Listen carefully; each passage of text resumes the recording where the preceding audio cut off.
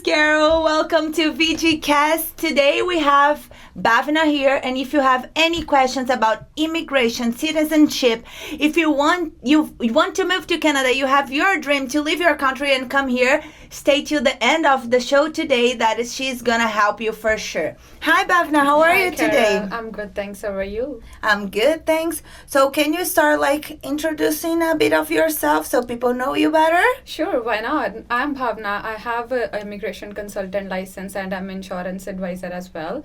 I have more than 5 years of experience in immigration and I am always ready to help people to move to Canada. Perfect. And why did you choose immigration?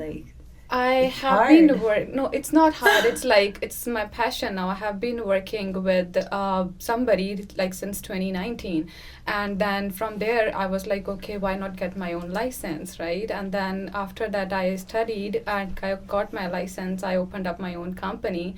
Milzo Immigration is my own company, and I got the insurance license as well after 2 years. Now I have 2 years of experience in insurance industry as well. Okay, Yeah. for sure.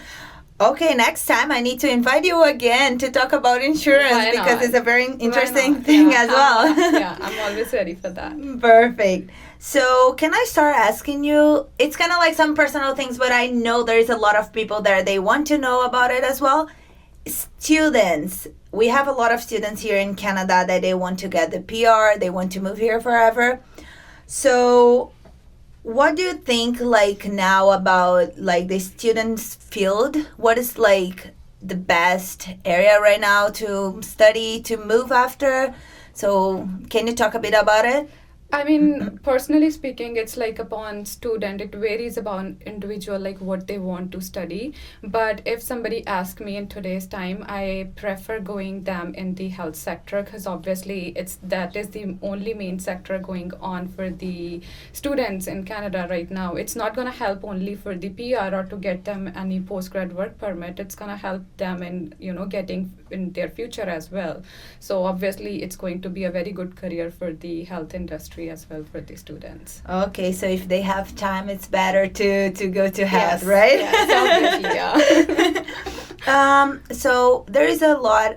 I know some things about immigration because I'm a student here in Canada. So I know there is something called LMIA. Uh-huh. That if you have a job offer or something, I don't know exactly. Can you talk a bit about LMIA, because I know that exists but I don't know what it is exactly. Yeah, it is usually with the people who actually wants to apply for the work permit. LMIA is basically a job offer, and then most of the employers are getting LMIAs as I got messed up here.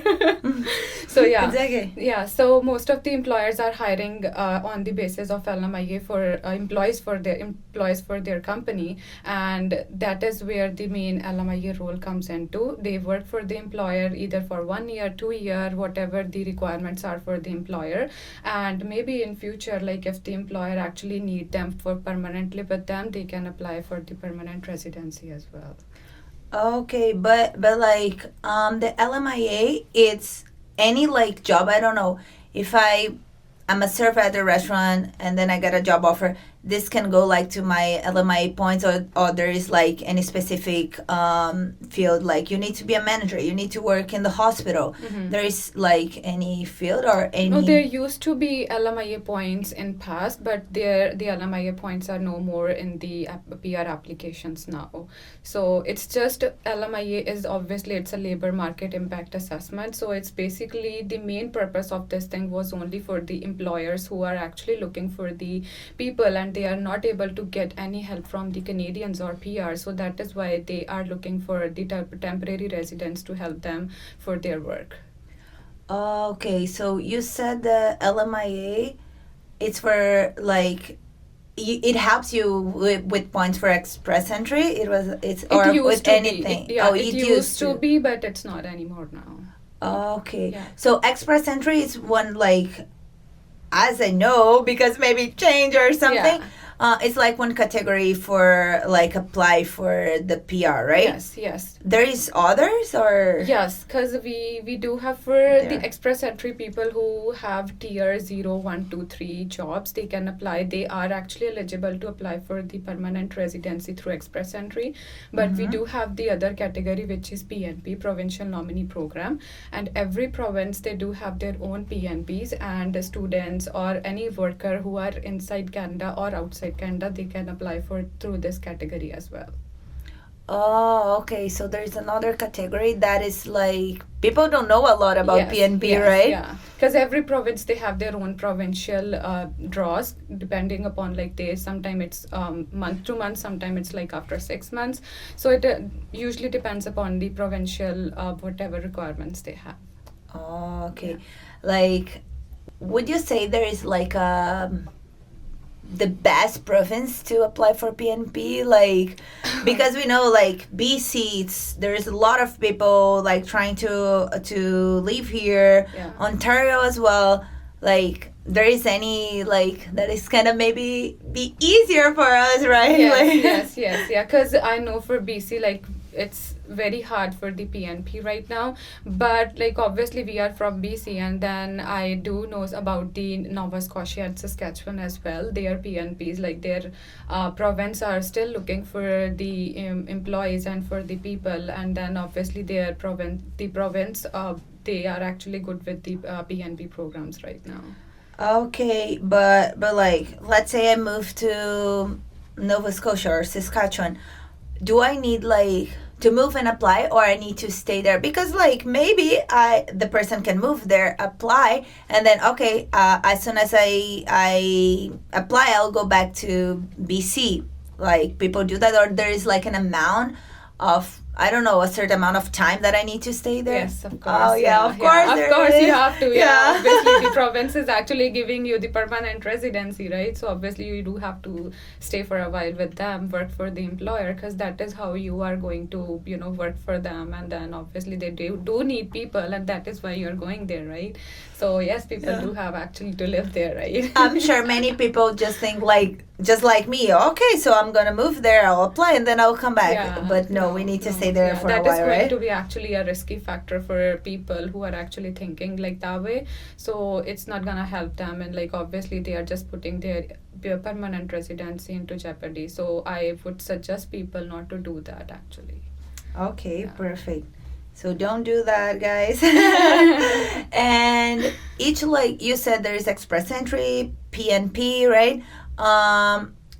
What is the average? I know many people they want to know about what is the average like to apply for those like categories. If I'm ready to apply, Uh-huh. how much around like it is to? So you're asking like how much the consultants or how much is the market charging for these? Yeah, the jobs? average like So to, the average, to apply. I believe, if you ask me, like how much I would charge for the application. So obviously there are two categories, right? PNP and the express entry. That's the Mhm. federal, right? So if somebody is obviously eligible for both of them, I will apply for both the categories in around like $3,000. And it is like we have to start their applications. It's not like okay, applications are done and then I'm not gonna take care of them. It's like starting from zero to end of their once they get their permanent residency. It's like I'm not promising that I will give them permanent residency, but obviously once they get permanent resident, my work with them is done. So yes, Okay. it's from scratch to the end. Okay, perfect. So after we take you with us, Yeah. you do everything. We don't have to worry, right? Not Like- at all, not at all. With miles away immigration, obviously you don't have to worry about anything. Perfect. So still talking about like work permit. Yeah. We talk about LMIA. Yeah. Now let's talk a bit about PGWP. Yeah. That is like since last year, 2024, they had like some changes, right? Yeah. And the PGWP like rules and everything. So can you talk a bit PGWP? So yeah, of course, everybody knows that PGWP's postgrad work permit holders, they can apply for once their study is complete. It's going to be eligibility depends upon like if they have done 2 year study, it's going to be a 3 years of postgrad work permit. So yes, there have been a lot of changes. Like there were some study like let's take your example for the hospitality. Can I talk about that or no? Of right? course, yeah. Sorry, I was talking to her before we start, Yeah. saying like I'm a hospitality student, and then they changed the rules at my school. She's gonna talk about, and then yes, you Yeah. can talk everything. My Yeah, life is so- an open book. Just to be concerned, right? That it's always confidential. So just wanna take your permission that I can talk about it. Or Of no, course, right? go for it. Yeah. So yes, considering your case as well, right? So you told me that you had your hospitality education. You are still doing that, and then obviously next year you are eligible for postgrad. But now the university or college, they are not giving the postgrad work permit with the same course anymore. So yeah, there have been a lot of changes to a lot of programs. So yes, students should do their study, or they should consult good consultants about this, so that whenever they are applying for any type of study, they should know that what they are gonna do in future. Okay, Yeah. perfect. And talking about like student and work, study and work, students they only can work like 24 hours, right? Yes. So if I work more than 24 hours, this could like be a problem. Like I only work 24 hours. Okay, guys, this is just like a random question Yeah. for people that want to know. Yeah, because obviously it's like the immigration, it's very strict. If you will work like more than 24 hours, you are just putting yourself, your study, your immigration status into jeopardies. And I would suggest people like, do not work more than, students do not work more than 24 hours. It's going to be a very difficult situation for you, because some students, they think the immigration won't be knowing about it, but don't forget they do have direct link to CRAs too. So obviously, you do have to make sure it's only 24 hours per week. Amazing. Yeah. And just changing a bit about like students, can we talk about like, let's talk about family right now and couples. Is it easier to get a PR if you come like single to Canada, or married, or with a family? No. There's It doesn't matter, right? Like individuals, they have their own thing to come to Canada, right? And the families, they have their own. Most of the singles, they want to come to Canada as a student, so obviously they do study and then get their work and then apply for PR. And families, most of the families, they do prefer to come because obviously they do have the experience, and then they want to claim their experience. Sometimes they come as a permanent resident, sometimes they do come as a worker. So it doesn't matter, like everybody have their own situations and own things, so obviously they can apply for whatever categories they want to. okay, perfect. I have I have one question here from Sahi. But before, I need to ask something that I just remembered. Sure, you do. French. Uh-huh. What about French? Yeah, that It's is gonna the help yes, now, or- obviously, yeah, because only French is the main category main going on. Like French people are doing, a lot of people are doing the French category, and I do prefer people, like obviously they do IELTS, and I prefer them to do the French as well, so it's gonna help them in PR. Oh my Yeah. goodness. Okay, French. It's time to start. Yes. Okay, so the question from Sahi. I heard about disposal application. Mm-hmm. How can I didn't know about it. Mm-hmm. How can I apply for my partner? So What is that? okay, so that's where my role comes into, right? So I don't know, like your friend, if she is PR or citizen, so obviously she can apply for the spousal. So, because spousal PR applications, like one partner have to be the permanent resident or the citizen, then only they can apply for their permanent residency application, and later on, obviously, they will become citizen as well. But there is another category which is like spousal open work permit. So, for that, if the student is doing the masters or they are doing the PhDs, then they can apply for their spouse open work permit. Because in the past, obviously, there used to be the students, they were like just studying in any category, they were eligible to apply. But with the recent changes, everybody knows like it's getting very difficult in Canada. So obviously with the recent changes, only the students with masters and post PhDs, they only can apply for the spousal open work permits. Perfect. Sahi, I think you are got good with your your answer. you got your answer, right? Other things, still talking about couples.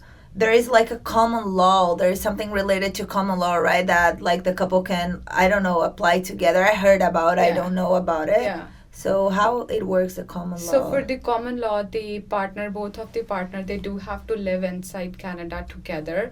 The purpose of living together is just in future when they apply for the common law application, we do have to show immigration that they have been living together at the same address, they do have the same phone bills, they do have the same joint bank accounts. So these are just the proofs, additional proof that the immigration is gonna look for you. So that is how the common law partner application works in Canada. Okay, but if they don't live here in Canada, they are outside of Canada, they can like, I don't know how they can come if they have like a common law outside of Canada. They do have to show the same thing as well, because they obviously, that's how the immigration is gonna know, like they have lived together, they do have the same phone bills and everything. So I do suggest people, obviously no one knows that they're gonna apply for the PR applications or any other applications in future, but yes, obviously doing these things may help you in future. Okay, perfect. Another thing that we can talk about is about visitor. Yeah. I know many people, they come here like just to visit, Yeah. and then after they fell in love with the city, with the country, and then they decided to stay. Yeah. What can they do? Like, do they have to go back to their country? They can like, I don't know, what can they do to So for visitors, it used to be like they, there are some employers who are actually looking for people. They in past there was a rule that the visitors can apply for the just the work permits as well. But now the rule have changed. The visitors, they have only one option to apply inside Canada, and that is just the student visa.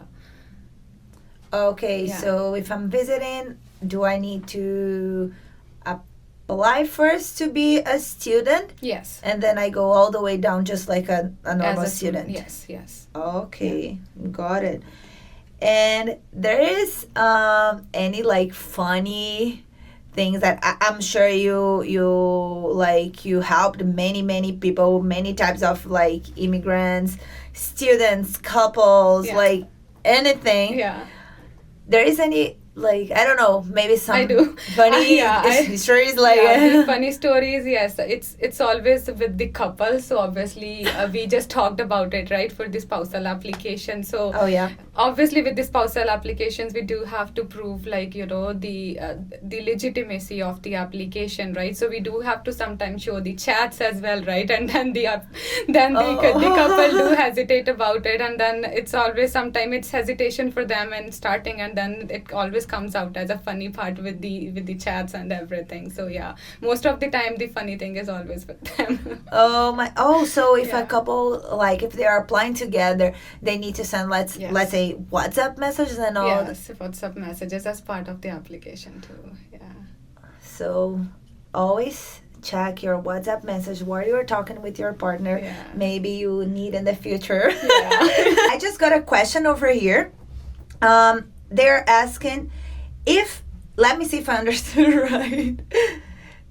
Okay, if the person is asking if it's better you are here like as a visitor in Canada. Let me know if I understood right your question. If I don't, please send it again in the chat and then we'll see. But like, I think I understood right. So it's better to come to Canada with a student visa and then go from there, or it's better to come like as a visitor and then after apply for a student here. Like, what is easier? It's easier to apply for a student visa here, or you come from outside of Canada with a student visa? I hope is that your question. If it's not, please say it in the chat. No, but I can understand the question, and I am ready to answer for that too. So yes, it is always preferable for students to apply outside Canada, and then once they get approved and then come inside, obviously, because it's like more of the approval chances for those applications are better than coming as a visitor and then applying for a student, because obviously when you apply first visitor application, your original purpose to come to Canada is just to visit, right? And later on, oh, you are switching and telling immigration, oh no, I want to study now, right? So sometimes you are putting your visitor status into risk as well. Like, please, the immigration officer, he will think about it, okay, and then it will get rejected. So it's always better for students to apply outside Canada and then only visit Canada and start their study. Perfect. I think we got it, your question.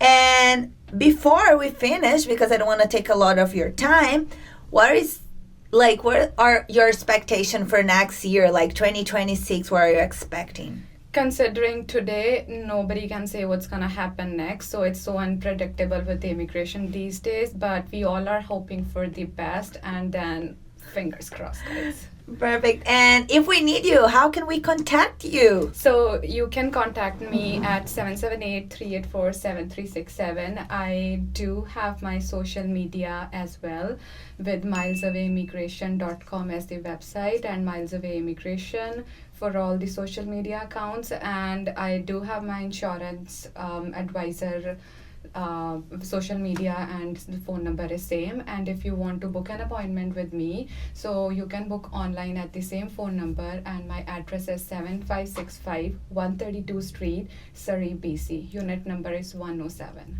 Perfect. Everything is gonna be right here, guys, so you guys can see. Thank you so much, Bhawana, for coming today. And for sure, we are gonna have an episode talking about insurance with you, because it's something that I really want to know about it. Thank you so much, and thank you so much, guys, for watching today. And I see you in the next episode. Hello, everyone. I'm Carol. Welcome. 3, 2, 1.